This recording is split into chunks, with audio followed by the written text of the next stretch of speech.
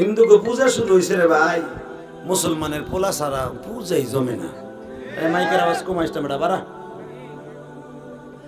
এই হিন্দুকে পূজা, আরে মাওলা কোন হিন্দু সাড়াল বড়াল সাতাল মারাল, কোন হিন্দুর পোলা হিন্দু কোনদিন মসজিদে আইয়া এক জুমার নামাজে পড়ছে? আল্লাহ যারা কথা আসতে কয় লুলা বানাই বাইতে দিও। কোনদিন আইছে কোনদিন মসজিদে মাদ্রাসায় আইছে দেয় রাত ৩টার সময় কেডা কেডা কোরআন শরীফ পড়ে? হ্যাঁ রে মুসলমানের পোলা, আর তুই যে যাস এই যে গু খাইতে, কোন হুজুরে দেখছ কোনদিনও হেনে যাইতে?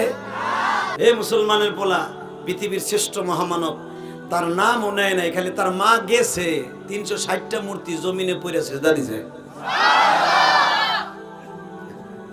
এইটা লগ খোদা যে যার কাছে যে চাইতো হে নিজেই পড়ে গেছে মোহাম্মদের নাম শুনে।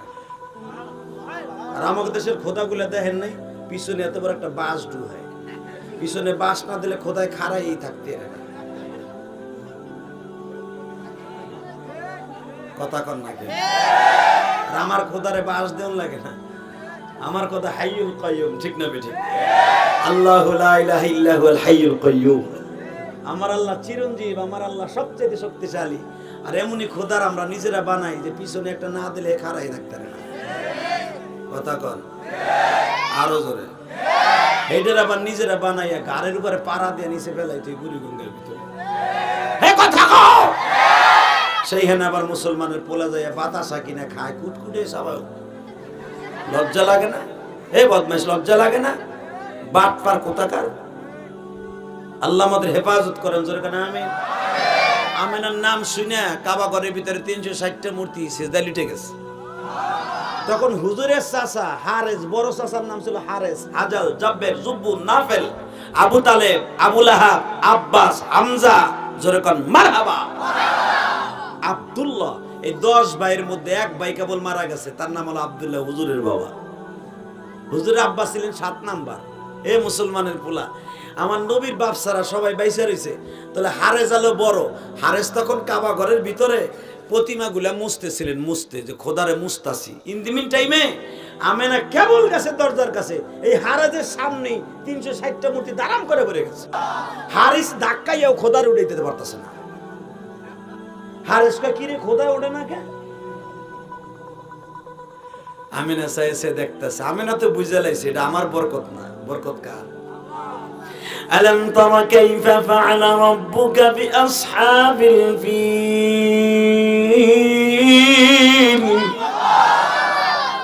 ও নবী আপনি দেখেন নাই হস্তি বাহিনীর কেমনে ধ্বংস করছিলাম? আমার নবী কিন্তু পেটে বয়ে দেখতেছে যে মূর্তিগুলো সব পড়ে গেছে গা। বাজান রে এবার আমার দিকে তাকাও, দিলটা নরম করে আমার আল্লাহরে দেখায় দাও। আমার বিশ্ব নবী বলে, দুনিয়ার মানুষে আমি নবীর নাম কোন মূর্তির সামনে নিলে মূর্তি ঠিক থাকতে পারবে না। আমার নাম, আমার দুরূদ যেই জমিনে পড়বে ওখানে শয়তান আসতে পারবে না, শয়তান দূর হয়ে যাবে রে উম্মতিরা।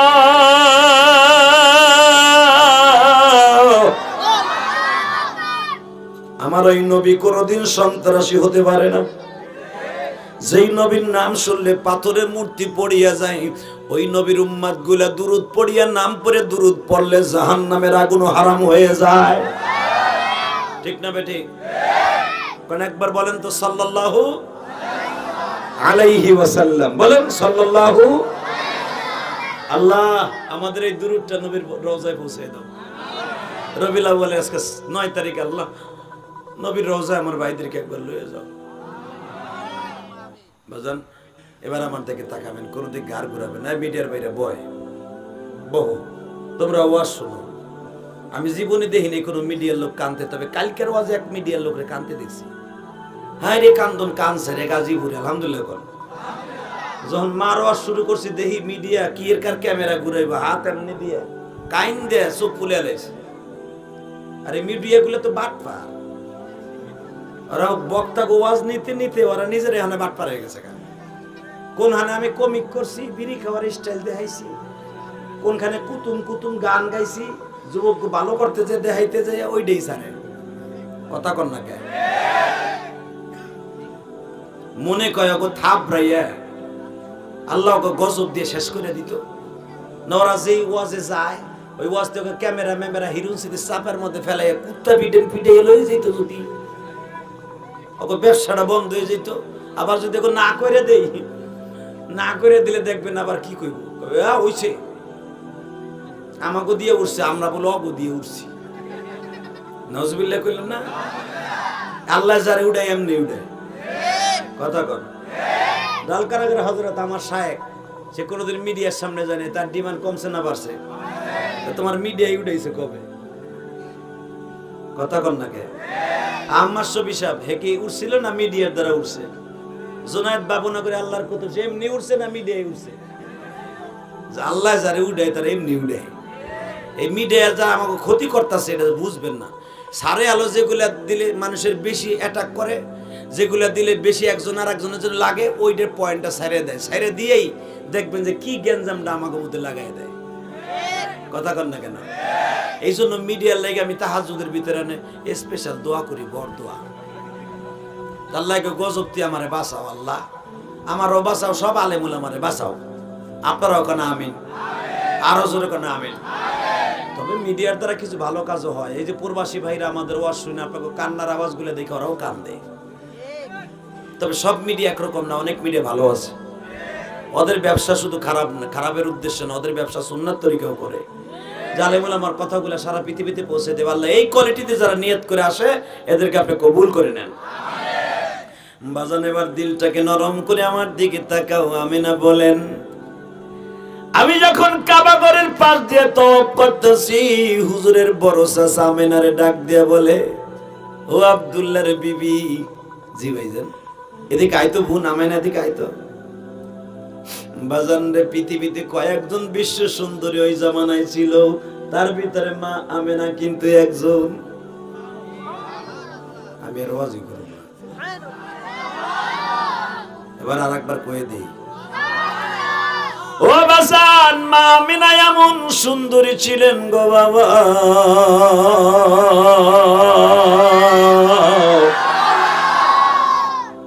আমিনারে যদি কোনো মহিলা একবার দেখতো, আমিনার কাছ থেকে মহিলাকে সরানো যাইতো না। মা আমিনা যদি জীবনে কোনোদিন খাবার খাইবার পরে একটা ঢেকুর দিত, ঢেকুর চিনেন?